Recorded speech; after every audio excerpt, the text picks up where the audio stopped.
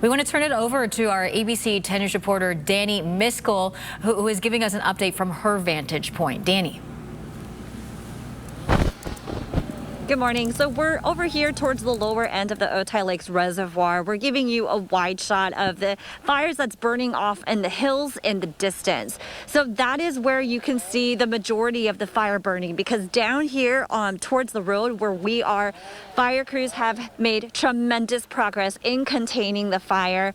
One thing that I have been monitoring in the last maybe 20 to 30 minutes has been the wind, because the wind has been picking up in spots sporadically, and we have definitely been feeling the difference in temperatures. Of course, we're like down here in the valley, so it's really cold when the winds are died down, but the winds are actually picking up again, and we've seen some hot spots flare up. Now, Chris, if you could go ahead and pan over here towards me.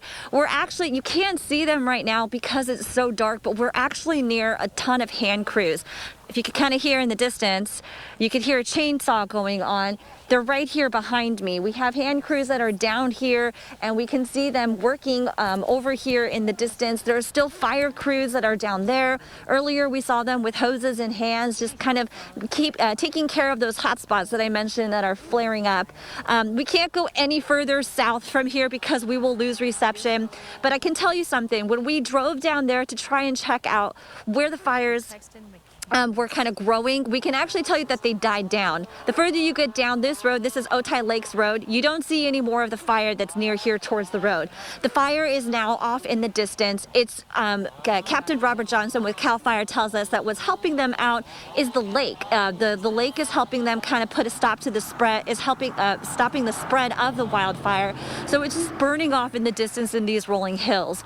We also saw bulldozers that were down here towards the south end of this road. We saw them kind of driving perpendicular in towards these rolling hills, and we know that they are incrementally making their way in towards these rolling hills to kind of continue maintaining the fires. It's incredible to see the amount of progress in the last hour and a half that we have been here, because this spot where we were around around 4:30 this morning was just insanely hot. There were large flames, and now you can see a completely different story.